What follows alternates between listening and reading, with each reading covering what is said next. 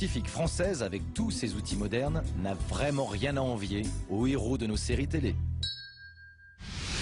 Il y a 30 ans, une opération de l'appendicite laissait une cicatrice de 10 cm sur le ventre, alors qu'aujourd'hui, on ne pratique que 2 trous minuscules et la durée d'hospitalisation a été divisée par 2. Cet exemple montre combien les nouvelles techniques ont changé le travail des chirurgiens. Robots, instruments miniatures, lasers, voici toutes les dernières nouveautés du bloc opératoire. Reportage de François Traca. En France, 15 millions de personnes souffrent de myopie. Mais depuis une quinzaine d'années, une opération permet de corriger leur vue durablement. Avec les progrès scientifiques, cette intervention s'est récemment améliorée et vous allez voir que la haute technologie est au rendez-vous. Direction Marseille. Nous sommes à l'hôpital de la Timone où le docteur Louis Offard, ophtalmologue, se prépare à opérer Pauline. Je vais mettre en place sur votre œil un anneau en plastique en fait, qui va immobiliser votre œil. Donc vous ne pourrez pas bouger. L'opération se divise en 2 parties. Première étape, un laser va découper la partie superficielle de la cornée pour pouvoir agir sur la myopie avec plus d'efficacité et moins de douleur. Ce laser est une véritable révolution en matière de sécurité, puisque lors des toutes premières opérations du traitement de la myopie, c'est le chirurgien lui-même qui découpait manuellement la surface de la cornée à l'aide de ce rasoir mécanique. Avec le laser femtoseconde, vous voyez, on a un contrôle permanent sur le moniteur de ce qui se passe et nombreux systèmes de sécurité qui arrêtent le laser en cas d'anomalie. Donc c'est vraiment ça la grande différence par rapport à il y a quelques années et qui limite effectivement l'incidence des complications péropératoires. Alors voilà, surtout là maintenant, vous ne parlez plus, vous ne bougez plus, il y en a pour 30 secondes. On va déclencher le tir du laser. Voilà.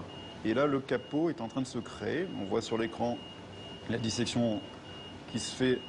Et ensuite, le laser va venir découper le bord.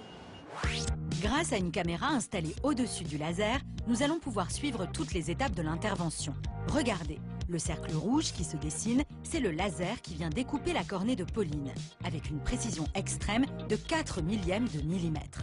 Le médecin va pouvoir soulever cette fine pellicule comme le capot d'une voiture pour accéder à l'œil. Donc là maintenant, on va vous installer sous le deuxième laser, pouvez vous détendre. À cette étape de l'opération, les 2 cornées de Pauline ayant été partiellement découpées, elle a comme un voile devant les yeux. Voyons maintenant ce que l'opération de la myopie va pouvoir corriger. Petite leçon d'ophtalmologie. La myopie, en fait, ça correspond à une cornée qui est trop courbée et l'image, au lieu de se former idéalement sur la rétine, va se former en avant de la rétine et le patient va donc percevoir une image floue. C'est comme lorsque votre appareil photo est déréglé, vous voyez flou et en ajustant les réglages, vous faites la mise au point et l'image devient nette. Voici un œil normal avec une vision nette et précise. L'image que l'œil regarde s'affiche au fond de la cavité oculaire. Elle est tout à fait nette. Regardez cet œil myope.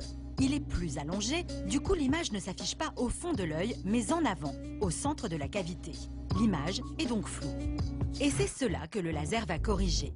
Il va permettre à la cornée de retrouver une courbure normale. Regardez le laser agir sur la cornée de Pauline. Voilà, le laser est en train de corriger votre myopie. Il y en a pour quelques secondes. Voilà, c'est fini. Il n'y a plus qu'à tout remettre en place. Il ne reste plus au docteur Offard qu'à replacer la partie superficielle de la cornée qu'il avait découpée. L'opération est terminée. Au total, elle aura duré 15 minutes. Depuis cette intervention, nous avons pris des nouvelles de Pauline qui voit aujourd'hui parfaitement et affiche 10 dixièmes à chaque œil. La chirurgie technologiquement assistée, les chirurgiens y ont de plus en plus recours. Direction l'hôpital de Brest. Ici, les chirurgiens utilisent un robot qui semble sortir tout droit d'un film de science-fiction. Confortablement installé à quelques mètres de son patient, le chirurgien, comme pour un jeu vidéo, dispose d'un joystick et de pédales pour diriger à distance cette sorte d'araignée géante. Ces pinces peuvent atteindre des parties du corps difficiles d'accès pour l'homme. Regardez par exemple comment elles peuvent procéder à l'ablation de la prostate. Le robot déconnecte soigneusement la glande des nerfs et recoue finement l'urètre. Les instruments sont entrés par 5 petits trous dans l'abdomen, là où les chirurgiens sont habituellement obligés d'ouvrir le bas-ventre. Cette révolution technologique permet de réduire le temps d'hospitalisation, la douleur et la taille des cicatrices. Autre opération qui a connu un bouleversement technologique majeur, la pose d'os artificiel. Accidents, vieillissement des articulations, chaque année des milliers de Français se font poser un genou ou une hanche artificielle. Voici Didier Nimal. Ce chirurgien est en train de travailler sur le cas d'un patient victime d'un traumatisme crânien.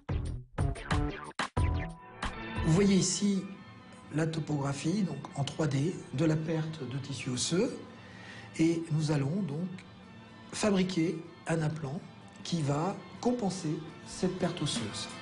À partir d'un modèle du crâne du patient, le logiciel calcule et dessine l'implant.